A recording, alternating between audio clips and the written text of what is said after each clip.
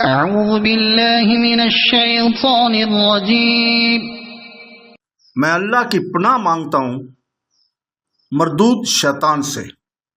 بسم اللہ الرحمن الرحیم۔ شروع اللہ کے نام سے جو بڑا مہربان نہایت رحم والا ہے۔ قل اللہم مالک الملک تؤتی الملک من تشاء وتنزع الملک ممن تشاء وتعز من تشاء وتذل من تشاء بيدك الخير إنك على كل شيء قدير تولج الليل في النهار وتولج النهار في الليل وتخرج الحي من الميت وتخرج الميت من الحي وترزق من تشاء بغير حساب۔ تو اے میرے معبود، اے تمام جہان کے مالک، تو جسے چاہے بادشاہی دے اور جس سے چاہے سلطنت چھین لے، اور جسے تو چاہے عزت دے اور جسے تو چاہے ذلت دے۔ تیرے ہی ہاتھ سب بھلائیاں ہیں، بے شک تو ہر چیز پر قادر ہے۔ تو ہی رات کو دن میں داخل کر دیتا ہے اور دن کو رات میں لے جاتا ہے۔ تو ہی بے جان سے جاندار پیدا کرے اور تو ہی جاندار سے بے جان پیدا کرے۔ تو ہی ہے کہ جسے چاہے بے شمار روزی دے۔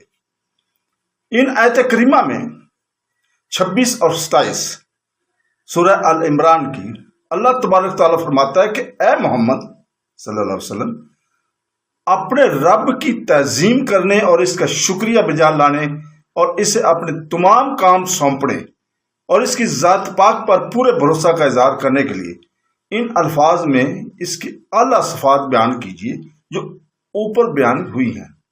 یعنی اے اللہ، تم مالک الملک ہے، تیری ملکیت میں تمام ملک ہے، جسے تو چاہے حکومت دے اور جس سے چاہے اپنا دیا ہوا واپس لے لے۔ تو ہی دینے اور لینے والا ہے، تو ہی چاہتا ہے ہو جاتا ہے اور جو نہ چاہے ہو ہی نہیں سکتا۔ اس آیت میں اس بات کی بھی تنبیہ اور اس نعمت کے شکر کا بھی حکم ہے کہ جو حضرت صلی اللہ علیہ وسلم اور آپ کی امت کو مرحمت فرمائی گئی کہ بنی اسرائیل سے ہٹا کر نبوت نبی عربی قریشی مکی حضرت محمد مصطفیٰ صلی اللہ علیہ وسلم کو دے دی گئی اور آپ کو مستقل نبیوں کے ختم کرنے والے اور تمام انس و جن کی طرف رسول بن کر آنے والے بنا کر بھیجا۔ تمام سابقہ انبیاء کی خوبیاں آپ میں جمع کر دی، بلکہ ایسی فضیلتیں آپ کو دی گئیں جن سے اور تمام انبیاء بھی محروم رہے، خواہ وہ اللہ کے علم کی بابت ہوں یا اس رب کی شریعت کے معاملہ میں ہوں یا گزشتہ اور آنے والی خبروں کے متعلق ہوں۔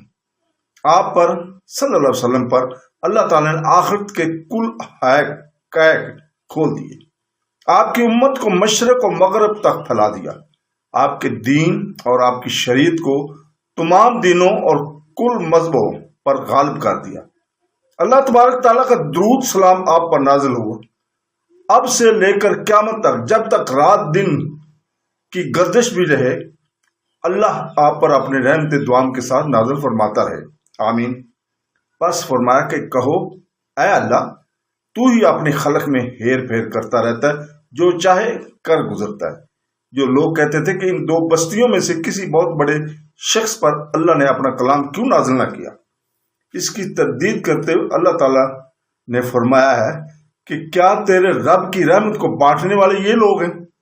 جب ان کے رزق تک کے مالک ہم ہیں، جسے چاہیں کم دیں جسے چاہیں زیادہ دیں، تو پھر ہم پر حکومت کرنے والے یہ کون کہ فلاں کو نبی کیوں نہ بنایا؟ نبوت بھی ہماری ملکیت کی چیز ہے، ہم ہی جانتے ہیں کہ اس کے دیے جانے کے قابل کون ہے۔ جیسے اور جگہ فرمایا گیا کہ کہیں اللہ تعالیٰ اپنی رسالت نازل فرماتا ہے، اسے وہی سب سے بہتر جانتا ہے، اور ایک جگہ فرمایا کہ دیکھ لے کہ ہم نے کس طرح ان میں آپس میں ایک کو دوسرے پر برتری دے رکھی ہے۔ پھر فرماتا ہے کہ تو ہی رات کی زیادتی کو دن کے نقصان میں بڑھا کر دن رات کو برابر کر دیتا ہے۔ زمین و آسمان پر، سورج چاند پر پورا قبضہ اور تمام تصرف تیرا ہی ہے۔